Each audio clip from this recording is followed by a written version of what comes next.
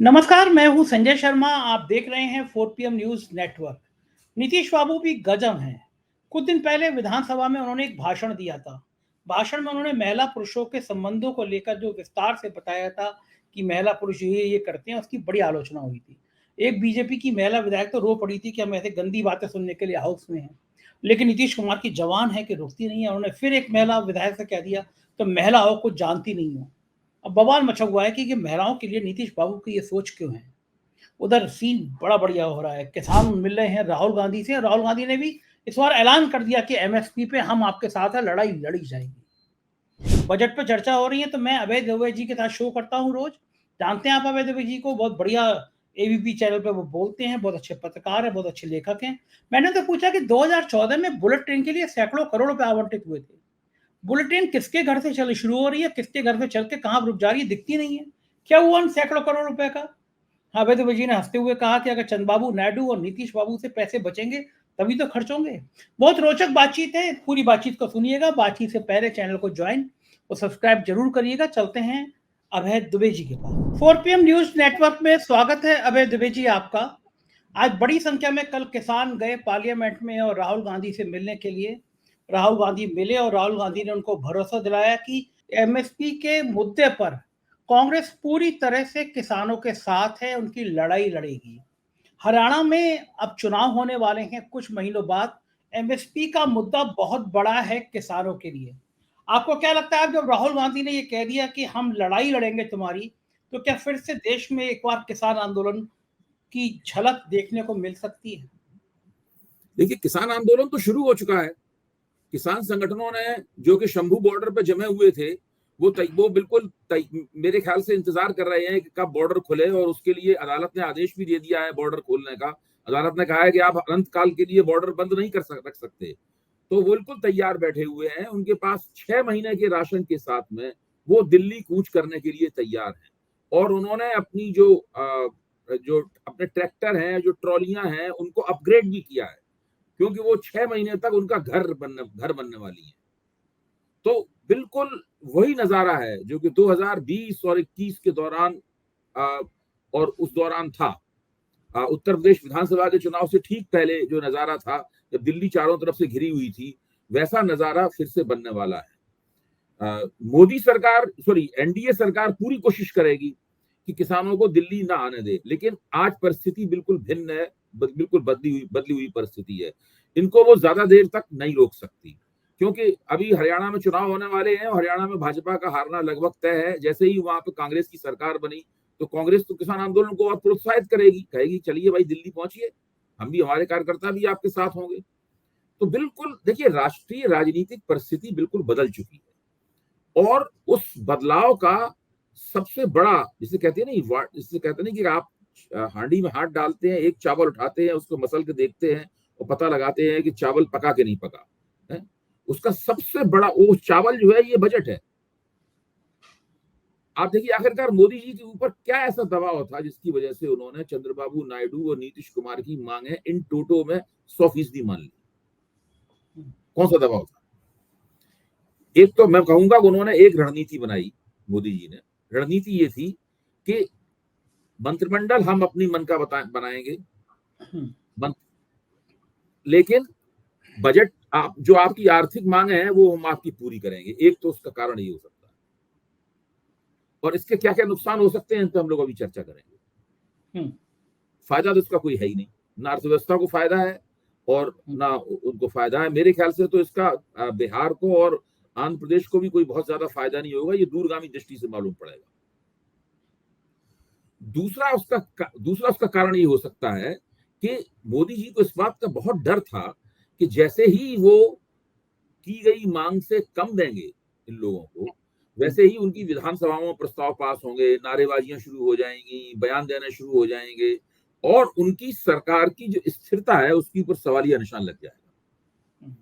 खुद उनके नेतृत्व के ऊपर सवालिया निशान लग जाएगा। आपने मोदी जी का चेहरा देखा होगा जब बजट भाषण हो रहा था।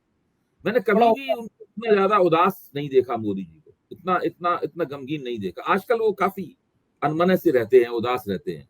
और सुनने में तो ये भी आया है कि जब उन्हें सीधे सीधे किसी सार्वजनिक कार्यक्रम में नहीं भाग लेना होता है, तो उनमें वो वैसा जोश, उत्साह और उछाल नहीं रह गया है मोदी।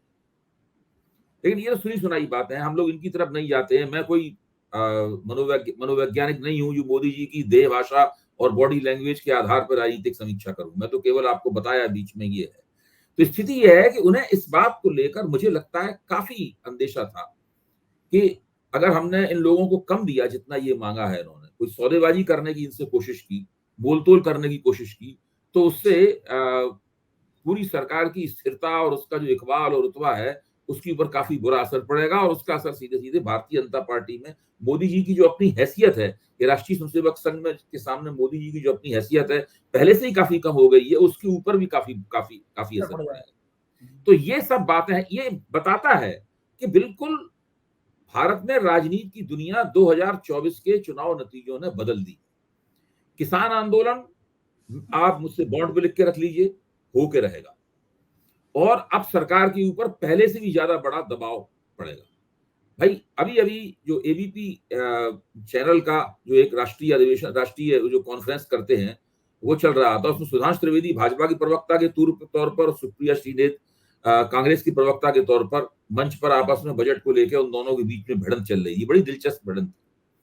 तो उसमें साफ तौर पर सुप्रिया जी ने आरोप लगाए सुधांशु जी के ऊपर, दोनों ही अच्छे प्रबुद्ध प्रवक्ता हैं, उनके ऊपर आरोप लगाए कि भाई आप ये बताइए कि आपने खेती का बजट कम क्यों किया इस बार। सबसे बड़ी बात थी। हाँ, दूसरा आरोप उन्होंने ये लगाया कि पिछले साल जो खेती का बजट आपने रखा था उसको पूरा खर्च क्यों नहीं किया। किसी भी अर्थव्यवस्था की एक बहुत बड़ी विफलता होती है कि जो आप रुपया आवंटित करते हैं उस आवंटित रुपये को आप पूरा खर्च ना कर पाए। सही बात। शिक्षा पर रुपया आवंटित किया, कम खर्च किया। स्वास्थ्य पर रुपया आवंटित किया, कम खर्च किया। खेती पर रुपया आवंटित किया, कम खर्च किया। अर्बन डेवलपमेंट पर रुपया आवंटित किया, कम खर्च किया। तो सवाल ये, इसका मतलब ये है कि आर्थिक गतिविधियां पूरी रफ्तार से, पूरे प्रभावी तरीके से नहीं चल रही हैं। इसका ये मतलब निकलता है।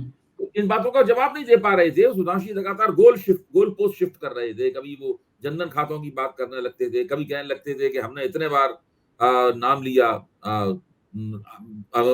कई राज्यों का। जब आपके वित्त मंत्री जब बजट पेश करते थे तो आप तो राज्यों का नाम नहीं लेते थे, वगैरह वगैरह है। सवाल इस बात का है कि उन्होंने ये क्यों नहीं बताया कि चुनावी मुहिम के दौरान आप तो बेरोजगारी को मुद्दा ही नहीं मान रहे थे, बिल्कुल भी नहीं मान रहे थे। आपकी वित्त मंत्री ने 33 बार बेरोजगारी शब्द क्यों अपने मुंह से निकाला पूरे बजट में, जबकि पिछले बजट में उन्होंने केवल बेरोजगारी शब्द 3 बार अपने मुंह से निकाला था। ये 3 से 33 कैसे हुआ? ये है 2024 के चुनावी परिणाम का असर। इसीलिए जो 4 जून को घटित हुआ उसने 23 जुलाई को बदल दिया।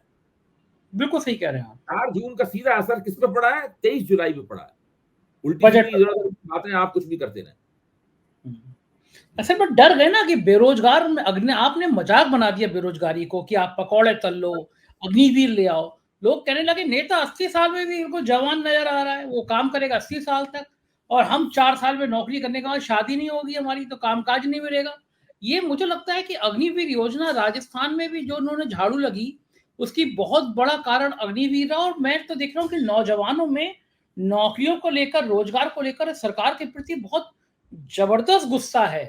बार बार पेपर लीक होना, बार बार परीक्षा रद्द करना, नौकरियां ना भरा देना। लेकिन लगता क्या है आपको, जो ये लाए हैं बजट में बेरोजगारी के नाम पर, क्या इससे रोजगार मिल जाएंगे? क्या इससे संतुष्ट हो जाएंगे नौजवान, या कहीं कोई बड़ी चूक रहे? आज के अखबारों में बजट की बड़ी सुंदर समीक्षाएं छपी हैं। आज के पूरे अखबार जो है बजट की समीक्षाओं से भरे हुए हैं और बजट के एक एक पहलू को उन्होंने बिल्कुल साफ करके सबके सामने रख दिया। बड़ा पठनीय अखबार है आज का। अब उसके अंदर एक बड़ी समीक्षा छपी है एक अर्थशास्त्री की कि, और वो अर्थशास्त्री सवाल पूछता है कि ऐसा कौन सा निजी क्षेत्र की कंपनी है जो जरूरत ना होने पर भी इंटर्न भर्ती करेगी। सही बात है, बिल्कुल सही बात है। कौन सी कंपनी है जरूरत ना होने पर भी इंटर्न भर्ती करेगी? ऐसी कौन सी कंपनी है जो जरूरत ना होने पर भी किसी को नौकरी देगी? क्यों, जब वो किसी को नौकरी देगी तभी तो सरकार उसकी पहली तनख्वाह अपने खाते से देगी। सही बात है। अभी तो जो पीएफ में ईपीएफओ में उसका जैसी रजिस्ट्रेशन होगा तब सरकार उसको 15,000 रुपए अपने खाते से उसमें डालेगी। सरकारी सब्सिडी का इस्तेमाल तो तब होगा ना जब नौकरी मिलेगी। अब ये नौकरी किसको देनी है? सरकार को नहीं देनी है नौकरी, ये नौकरियां देनी है निजी क्षेत्र को। निजी क्षेत्र क्यों नौकरी देगा? निजी क्षेत्र में तो छटनी चल रही है, निजी क्षेत्र में तो ले ऑफ चल रहे हैं। निजी क्षेत्र की कंपनियां तो 70 से 75% की दर पे ही, क्षमता पे ही काम कर रही हैं। ठीक बात है, लाखों लोग निकाल दिया उन्होंने। वो नई नौकरियां क्यों देंगे भाई? बिल्कुल नहीं देंगे। वो लोक कल्याण के लिए काम नहीं करते। सही बात है, धंधा करना। निजी क्षेत्र मनरेगा नहीं चला सकता। मनरेगा का बजट पे भी तो इन्होंने कैची चलाई, मनरेगा का बजट भी पूरा कहां दे। मनरेगा का बजट हमने कल भी बताया था, मनरेगा पे इन्होंने 86,000 करोड़ रुपए रखा है। पिछली बार तो 98,000 करोड़ रुपए खर्च हुआ था। हाँ बताइए, मनरेगा को भी कम कर दिया। कम से कम पिछली बार जो खर्च हुआ था वो इस बार का न्यूनतम आवंटन होना चाहिए था। बाद में और जरूरत पड़ती तो आप जो संशोधित अनुमान होते उसको रख सकते थे। अब आप इस बात पे सोचिए कि मनरेगा पे पिछले साल क्यों ज्यादा खर्च हुआ, या उससे पिछले साल मनरेगा पे ज्यादा क्यों खर्च हो रहा था? उसका सीधा कारण यह है कि एक तरफ सरकार दिखाती यह है कि वो लोगों को कृषि पर आधारित जीवन गुजारने वालों की संख्या कम करना चाहती है और देश का अर्बनाइजेशन यानी शहरीकरण करना चाहती है। दूसरी तरफ कोविड के बाद में 5 करोड़ 80 लाख लोगों का रिवर्स माइग्रेशन हुआ है। हाँ। यानी जो लोग देहात से आके शहरों में काम कर रहे थे, वो मजदूर शहरों को छोड़कर देहात में चले गए हैं वापस। अब ये देहात में 5 करोड़ छोटी बड़ी संख्या नहीं होती। 5 करोड़ 80 लाख लोग जो कई साल से शहरों में काम कर रहे थे, वो देहात में क्या कर रहे हैं इस वक्त? कुछ ना कुछ तो कर रहे होंगे वो। अगर उनके पास जमीनें होती, लाभकारी जोतें होती, तो वो गांव छोड़ के ही शहर क्यों जाते? शहर में जो मजदूरियां कर रहे थे लोग, किसी तरीके से जिंदगी गुजर बसर कर रहे थे, कुछ घर पे भी पैसे भेज रहे थे। एक छोटे छोटे कमरे में 12 13 15 लोग रहते हैं यहाँ पर, और वो छोटे मोटे काम करके अपना काम चलाते हैं। वो सब लोग जब गांव वापस जाएंगे तो मनरेगा से रोजी रोटी कमाएंगे अपनी। इसलिए मनरेगा का बजट बढ़ता चला जा रहा। तो ये पूरा तरीका है बेरोजगारी से निपटने का, ये सरकार का बिल्कुल फर्जी तरीका है। इससे बेरोजगारी बिल्कुल नहीं हल होने वाली। बेरोजगारी की समस्या बिल्कुल नहीं हल होने वाली। बेरोजगारी की समस्या 2-3 तरीके हैं जो स्थापित तरीके, उनके जरिए हल होती है। एक तो यह है कि आप कुछ नीतिगत उपाय अपनाकर कृषि के क्षेत्र में एक बूम ले आए, तो कृषि में बहुत बड़े पैमाने पर लोगों को रोजगार मिलता है। एक बूम ले आए कृषि के क्षेत्र में। दूसरा यह है कि आपके क्षेत्र में, आपके देश में एक मैन्युफैक्चरिंग रिवोल्यूशन हो जाए, इतना बड़े पैमाने पर माल पैदा हो, वो माल मार्केट में भी जाए और उसको जबरदस्त रूप से एक्सपोर्ट भी किया जाए, निर्यात भी किया जाए, फिर बड़े पैमाने पर लोगों को रोजगार मिलेगा। तीसरा तरीका, भारत के का विशिष्ट तरीका यह है, जो असंगठित क्षेत्र भारत का है, जहां 94% श्रम शक्ति को रोजगार मिलता है, उस असंगठित क्षेत्र के अंदर असंगठित क्षेत्र को किसी तरह मजबूत किया जाए, उसकी मदद की जाए, वो अपने पैरों पर खड़ा हो, लोगों को रोजगार दे, और अपना जो उसका लचीला तरीका है काम करने का, उसी लचीले तरीके से सारा कुछ करे, तो वो हो। अब ये सब कोई काम नहीं करते ये लोग।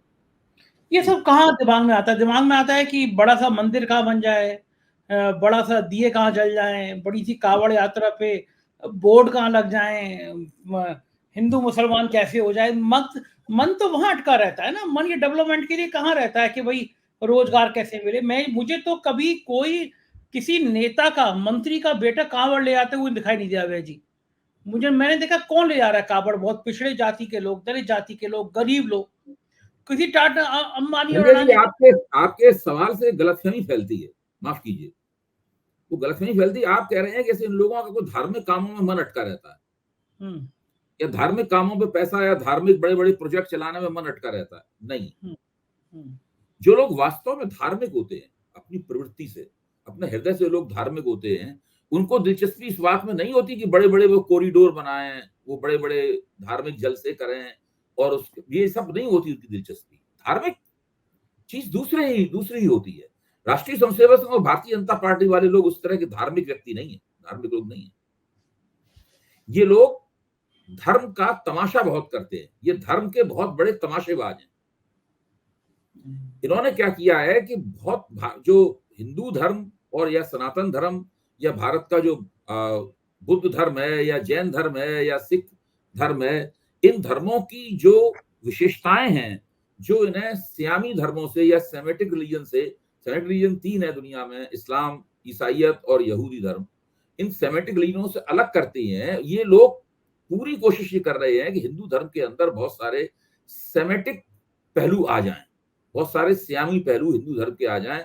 हिंदू लोग भी जिस तरीके से ये तीनों सेमेटिक मजहब, मैं धर्म नहीं कहता हूँ, धर्म तो केवल भारत में ही है, ये तीनों मजहब जो है इन तीनों वो वैसे बन जाए, ये इनकी पूरी कोशिश है। क्योंकि जब तक हिंदू वैसे नहीं बनेंगे तब तक हिंदू एकता ये नहीं कर पाएंगे, दुकान नहीं चल पाएगी। हाँ, उनकी दुकान नहीं चल पाएगी, इसलिए वो करने में लगे हुए हैं। बिल्कुल सही। इधर बिहार में भी गजब हो गया, नीतीश कुमार को क्या हो गया कि कुछ दिन पहले उन्होंने विधानसभा में बहुत अश्लील तरीके से कहा था, महिला पुरुष जो करते हैं वो, इन शब्दों को मैं यहाँ कर नहीं सकता, सबको याद है कि तो भारतीय जनता पार्टी ने जमीन आसमान एक कर लिया था कि कितने ओछी मानसिकता है, महिलाओं के प्रति क्या बात करते हैं नीतीश बाबू, मतलब बिल्कुल गदर काट दिया था नीतीश के खिलाफ। ये कहा था कि ये आदमी है नहीं एक पल भी, एक महिला रो पड़ी थी बीजेपी की विधायक।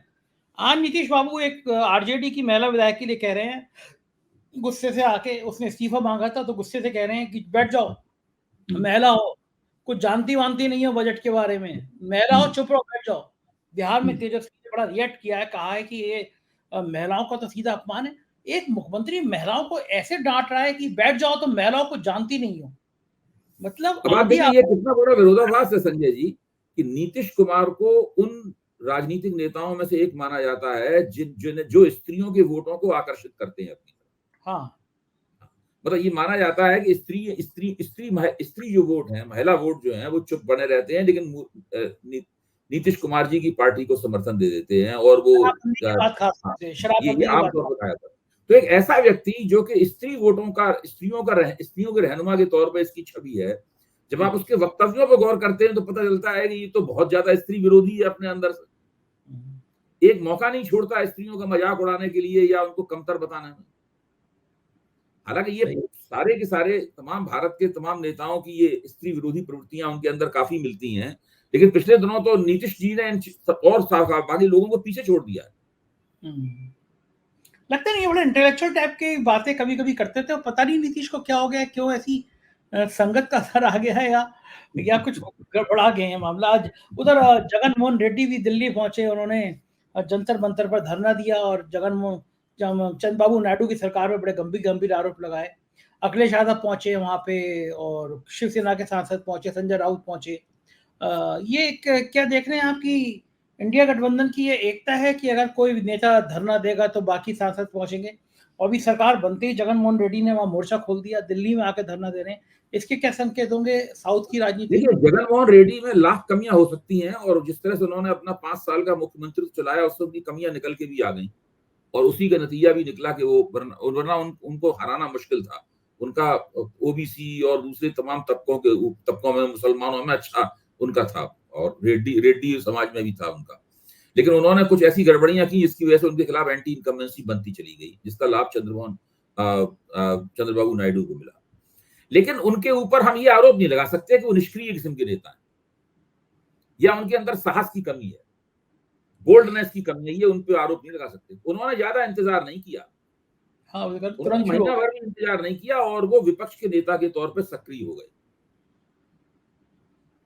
अब देखिए, जब केंद्र से रुपया जाएगा, 15,000 करोड़ रुपए जाएगा, 50,000 करोड़ रुपए जाएगा, केंद्र से रुपया जाएगा आंध्र प्रदेश में, तो बड़े पैमाने पर उस रुपए को खर्च किया जाएगा या खर्च नहीं किया जाएगा। दोनों ही हालतों में चंद्रबाबू नायडू सरकार की बड़ी जबरदस्त जांच पड़ताल होने वाली है, और उस जांच पड़ताल उसके सबसे बड़े जो अनऑफिशियल ऑडिटर होंगे वो जगन मोहन रेड्डी और उनकी पार्टी होगी। एक एक बात पे कहां रुपया खर्च हो रहा है, किसको ठेका दिया। तो जगन मोहन रेड्डी नीतिगत रूप से अमरावती राजधानी बनने के खिलाफ थे, उन्होंने अमरावती के सारे प्रोजेक्ट को बीच में ठप कर दिया था, और चंद्रबाबू नायडू को लगता है कि अमरावती राजधानी बना लें, इतिहास में हमारा नाम अमर हो जाएगा, हम बिल्कुल एकदम एक नए महानायक के रूप में उभरेंगे आंध्र प्रदेश के इतिहास में। लेकिन यही इस तरह के तमाम जो प्रोजेक्ट होते हैं वो नेताओं की कब्र भी बनते हैं, क्योंकि अब ये 5 वर्ष तक मुतवातिर हजारों करोड़ रुपए खर्च करके ये अमरावती राजधानी बनती रहेगी। अभी 15,000 करोड़ रुपए मिले हैं, अगले बजट में फिर 20,000 करोड़ रुपए मिलेंगे, तो 5 साल के अंदर करीब लाख करोड़ 1.5 लाख करोड़ रुपए केंद्र सरकार से मिलेंगे, कुछ आंध्र प्रदेश के खाते से लगेंगे रुपए, तो उसमें बहुत रुपया खर्च होने वाला है एक पूरी राजधानी बनाने में। सही बात और है। वो एक बहुत बड़ी समस्या भी बन जाएगी चंद्रबाबू नायडू के गले की, और उसका सीधा लाभ अगर किसी को होगा तो इनको होगा, जगनमोहन रेड्डी को। देखिए, ध्यान करने की बात है, भारतीय जनता पार्टी मुख्य रूप से आंध्र प्रदेश में कम्माओं की पार्टी है। भाजपा के नेता कौन है? पुरंदेश्वरी भाजपा की नेता है, जो चंद्रबाबू नायडू की पत्नी की बहन है, और एनटी रामाराव की लड़की है। और चंद्रबाबू नायडू कौन है? ये भी कम्मा है, एनटी रामाराव भी कम्मा थे, और तेलुगु देशम भी कम्माओं की पार्टी है। तो ये भाजपा और तेलुगु देशम का जो गठजोड़ है, ये असल में दो कम्मा प्रधान पार्टियों का गठजोड़। तो ये गठजोड़ जो सरकार मिलकर चला रहा है, इसके खिलाफ गैर कम्मा समाज में, जिसमें रेड्डी सबसे ज्यादा शक्तिशाली और राजनीतिकृत समाज है, उसके अंदर पहले दिन से ही बड़ी जबरदस्त प्रतिक्रिया होने वाली है, और बड़ी जबरदस्त वहां राजनीति होगी इस सवाल को लेकर। एक सेकंड के लिए चैन से नहीं बैठ पाएंगे ये, और विपक्ष पूरी तरीके से इनका साथ देगा। विपक्ष पूरी तरीके से तब तक इनका साथ देता रहेगा जब तक कि चंद्रबाबू नायडू जो है वो भाजपा के साथ बने रहेंगे। तो ये सब बहुत कठिन है के लिए, कठिन डगर पनघट की। मुझे एक बजट से याद आया, 2014 में सैकड़ों करोड़ रुपए बुलेट ट्रेन के लिए आवंटित किया गया था। अब किसी बजट में बुलेट ट्रेन का जिक्र ही नहीं आता। वो बुलेट ट्रेन कहाँ दौड़ गई पता ही नहीं चलता कि कहाँ से चलती है, कहाँ खत्म हो जाती है। तो ये सैकड़ों करोड़ रुपए 2014 में आप बिल्कुल ठीक कह रहे हैं, आप अच्छा याद दिलाया, मैं भी भूल गया था इस बात को। तो मोदी जी का पेट प्रोजेक्ट है बुलेट ट्रेन। हाँ, लेकिन उनके पास पैसे बचाएंगे तभी तो बुलेट ट्रेन में लगाएंगे। तो जो पैसे तो उन्होंने, इसीलिए जो एनडीए जो है वो नीतीश देशम अलायंस है। हाँ, नीतीश देशम अलायंस है एनडीए। अच्छा अभय जी, ये 2014 में जो सैकड़ों करोड़ रुपए बुलेट ट्रेन के दिए गए, तो उसकी कोई जिक्र क्यों नहीं करता? कांग्रेस भी पूछती नहीं है रुपए गए कहाँ वो वाले, मतलब बुलेट ट्रेन। अभी कांग्रेस को कभी याद आया है तो कांग्रेस पूछेगी भी, कांग्रेस दूसरे कामों में लगी हुई है। कांग्रेस जरूर आएगा कांग्रेस की तरफ से। 10 साल हो गए, 10 सालों में कहा गया था कि 2014 में कि हर जगह 10 स्मार्ट शहर बनाए जाएंगे। लखनऊ बनाया गया स्मार्ट शहर, हजारों करोड़ रुपए खर्च हुए, सीवर खुले रहने से आदमी गिर के बढ़ जा रहे हैं राजधानी लखनऊ। मतलब कोई हमारे ज्योतिषी जो है, उनको एक हमारे राजीव नारायण जी, एक भक्त उनको दुबई लेकर घुमाने के लिए, उनकी बड़ी ब्रांडिंग चल रही है आजकल, लॉटरी लगी हुई है।